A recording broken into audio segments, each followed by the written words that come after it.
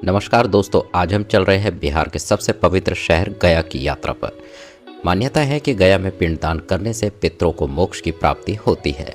यहाँ हिंदू धर्म के साथ साथ बौद्ध धर्म का भी गहरा संबंध रहा है, क्योंकि पास ही स्थित बौद्ध गया वह स्थान है जहाँ भगवान बुद्ध को ज्ञान की प्राप्ति हुई थी। इस वीडियो में हम लोग जानेंगे गया का धार्मिक महत्व, घूमने की जगहें, कैसे पहुँचे, कहाँ ठहरे और 2 दिन में कितना बजट लगेगा। तो वीडियो को बिना स्किप करे अंत तक जरूर देखिएगा। दोस्तों, अगर आप बजट ट्रैवल, रियल एक्सपीरियंस और ऑनेस्ट यात्रा पसंद करते हो तो यात्रा विद आशीष चैनल को सब्सक्राइब करना न भूलें, जहां हर यात्रा एक कहानी होती है। चलिए दोस्तों, शुरू करते हैं आज की नई यात्रा और एक नई कहानी। गया का उल्लेख रामायण और महाभारत में भी मिलता है। पौराणिक कथा के अनुसार यहाँ एक राक्षस था जिसका नाम गयासुर था। उसकी तपस्या से प्रसन्न होकर भगवान विष्णु ने उसे वरदान दिया कि उसके शरीर पर ही गया नगरी की स्थापना हुई। आज भी विष्णुपद मंदिर में भगवान विष्णु के पद चिन्ह यानी पांव के निशान मौजूद है। दोस्तों, बात करते हैं गया कब जाना चाहिए। गया घूमने का सबसे अच्छा समय सितंबर से मार्च रहता है। इस समय मौसम सुहावना रहता है।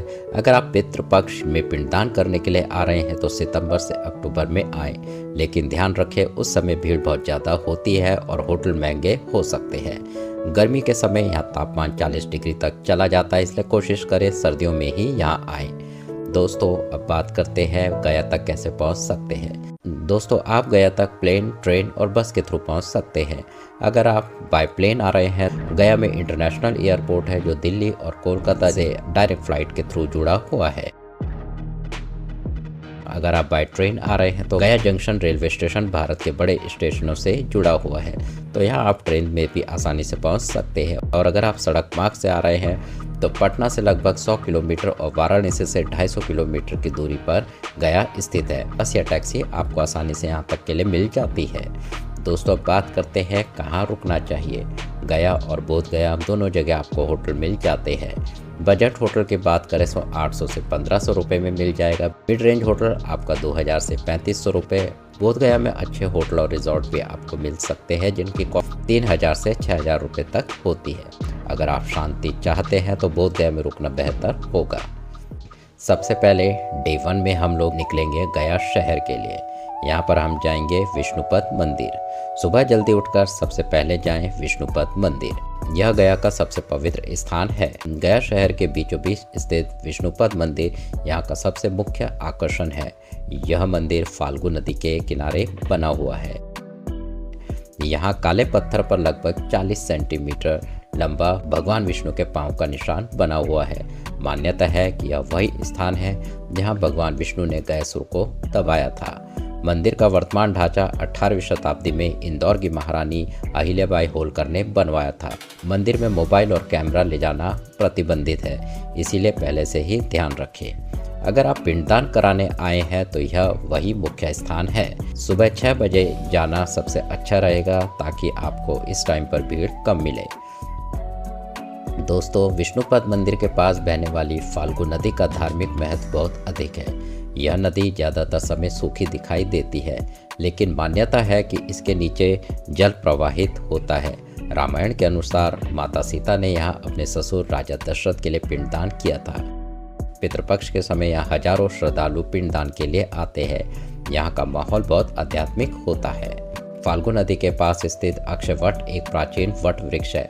मान्यता है यहाँ किया गया पिंडदान अक्षय फल देता है। श्राद्ध कर्म की प्रक्रिया में इस स्थान का विशेष महत्व रहता है। दोपहर या शाम के समय आप ब्रह्मयोनि पहाड़ी की तरफ जाएं। यहाँ पहुँचने के लिए आपको लगभग 400 सीढ़ियाँ चढ़नी पड़ती है। ऊपर से आपको पूरा गया शहर दिखाई देता है। यहाँ एक छोटा मंदिर भी है और सूर्य अस्त का दृश्य यहाँ से बहुत सुंदर दिखाई देता है। डे 2 में आप बोध गया जाएं, जहाँ बुद्ध को ज्ञान प्राप्त हुआ था।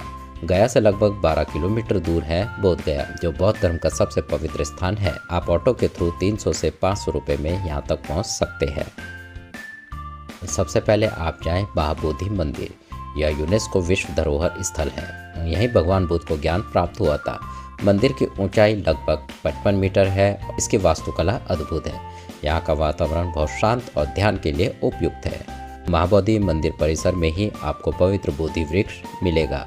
यह उसी मूल वृक्ष की शाखा से विकसित माना जाता है जिसके नीचे भगवान बुद्ध को ज्ञान प्राप्त हुआ था। यहाँ बैठकर ध्यान करने का अनुभव बहुत दिव्य होता है। बोधगया में आपको थाईलैंड, जापान, तिब्बत, भूटान और श्रीलंका जैसे सुंदर मठ देखने को मिलेंगे। हर मॉनेस्ट्री की वास्तुकला अलग है। जापानी मॉनेस्ट्री बेहद शांत और सादगीपूर्ण है। यह जगह फोटोग्राफी और शांति दोनों के लिए बेहतरीन है।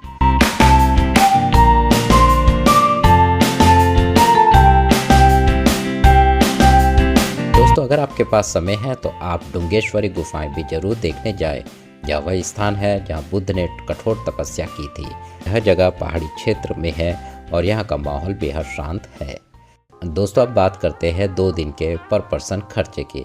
अगर आप होटल 2000 से 4000 के बीच लेते हैं, खाना आपका 1000 से 1500 रुपये तक, लोकल ट्रैवल आपका 1000 से 1500 रुपये, पिंडदान या पूजा यदि आप कराते हैं तो 2000 से 5000 रुपये, तो लगभग खर्चा आपका 7000 से 12000 रुपये पर पर्सन का हो सकता है। अगर आप परिवार के साथ आते हैं तो खर्च थोड़ा बहुत बढ़ सकता है। दोस्तों, यात्रा की कुछ टिप्स मैं आपको दूंगा, जैसे पितृपक्ष में पहले से बुकिंग करके चलें। मंदिर में मोबाइल ले जाना प्रतिबंधित होता है। गर्मियों में पानी की बोतल साथ रखें। विश्वसनीय पंडित से ही पूजा कराएं। गया और बोधगया की 2 दिन की यात्रा आपको आध्यात्मिक शांति और ऐतिहासिक अनुभव दोनों देगी। अगर आपको वीडियो पसंद आए तो वीडियो को लाइक करें, शेयर करें और हमारे चैनल यात्रा विद आशीष को सब्सक्राइब करना न भूलें। मिलेंगे अगली यात्रा में एक नई कहानी के साथ। जय हिंद।